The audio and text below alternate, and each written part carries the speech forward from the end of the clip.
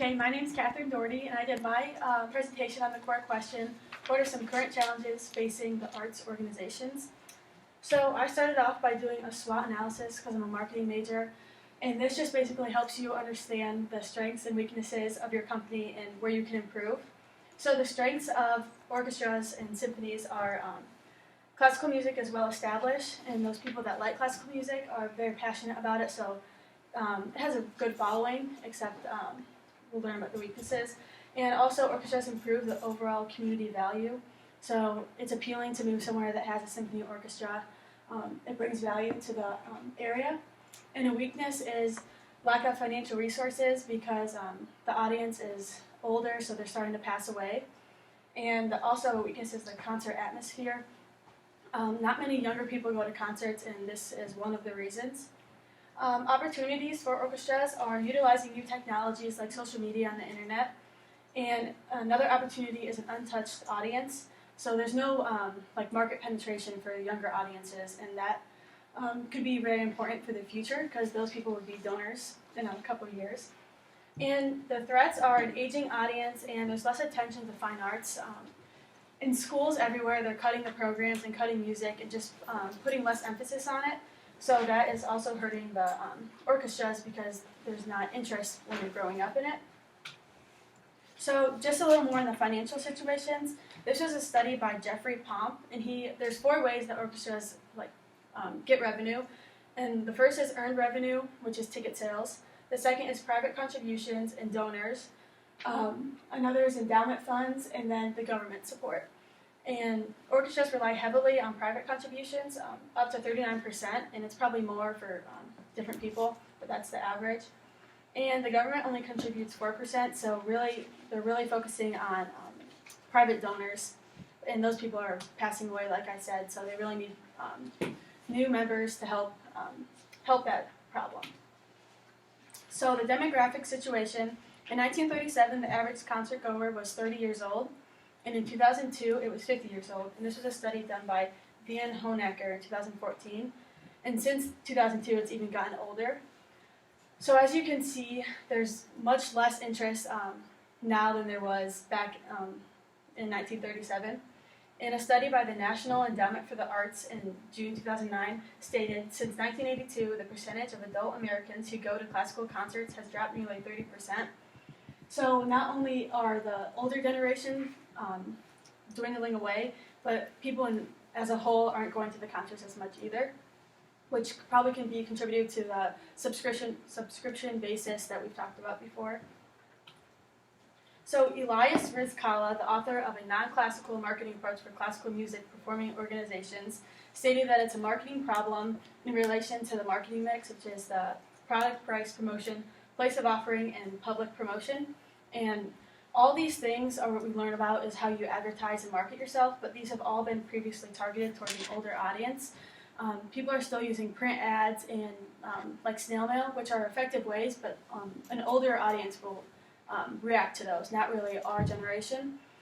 But a refreshing statistic is we find that art attendees in their 20s get quite involved in art forms of their choice and attend often.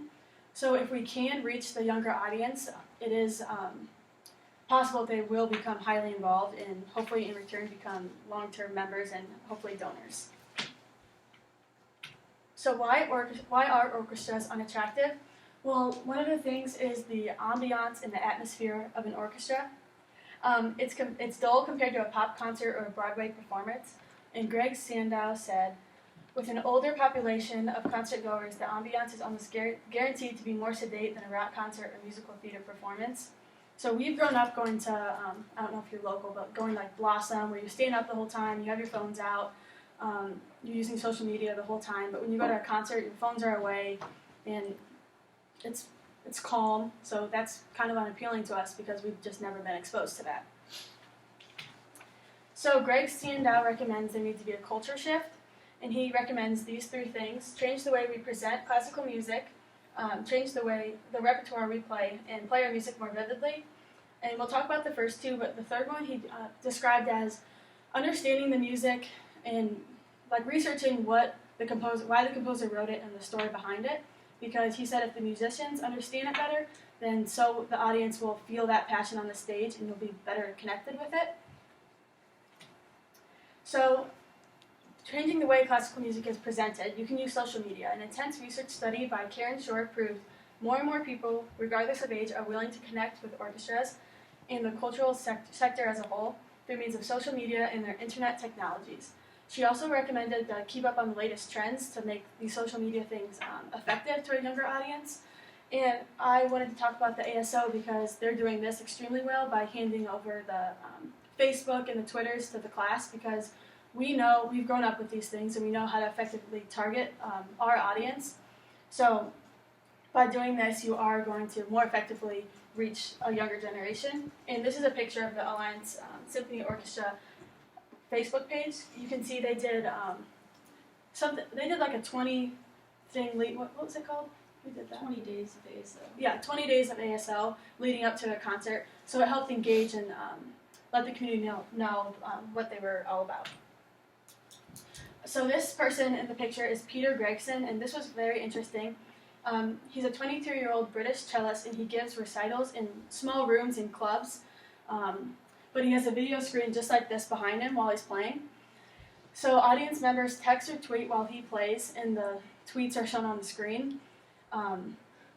So this creates a real-time conversation with the audience, because you can't talk during the orchestra because that is disruptive, not like you can do it like a pop concert. So this gives the audience a way to connect with each other, and since we've been growing up, we've always been connected with each other, so this could be very attractive to a younger generation. Oh, this was my favorite thing that I found for attracting a younger generation, and it was a program called My Symphony, and the Seattle Symphony Orchestra adopted it to grow their younger audience. And this is a picture of the website that they, how they advertise it. They offered ticket sales to people between the ages of 21 and 30, and they weren't long-term tickets and they weren't the day-of tickets, so it was somewhere in between, because they found that to be most effective. And there were $25 tickets to 31 of the 69 concerts. And what made this so special is they offered perks like happy hour for the for these people that only had these tickets. So you were having happy hour with people your own age, and this is something they'd be doing anyways. So it not only brings them to the concert, but it makes them do something they enjoy, and it's just another perk. And the Seattle Symphony was very much pleased with this because membership expanded from 47 to 350. So the results of this were very effective, and the revenue grew as well. And the Milwaukee Symphony Orchestra, I included this because it just shows how powerful social media is, specifically Facebook. So they were on the brink of closing their doors, and then they launched a Facebook campaign. Their first post was Milwaukee Symphony in crisis. Again, the MSO is playing brilliantly, but struggling financially. What to do? So this sparked interest in the community, and as the Facebook campaign went on, they posted inspiring quotes about the orchestra and the value it has on a community. And they fully educated the community on their struggle. They pretty much showed them everything, like where they were completely honest, and then they asked for help financially. So after 4 months, they raised $5 million. So that's incredible, just from the community. So it just really shows how powerful social media can be. So in conclusion, to effectively gain more audience members for younger generations, you should focus marketing efforts on a younger generation, especially the marketing mix. Use social media and try techniques like live tweeting or texting. It doesn't have to be every concert, but maybe once a year to garner interest to the younger audience, and then maybe they'll come back and hopefully become long-term members and donors. And then they could implement programs like My Symphony. You'd have to be a bigger symphony to do this, but it still would be very attractive. And these are my references. Any questions?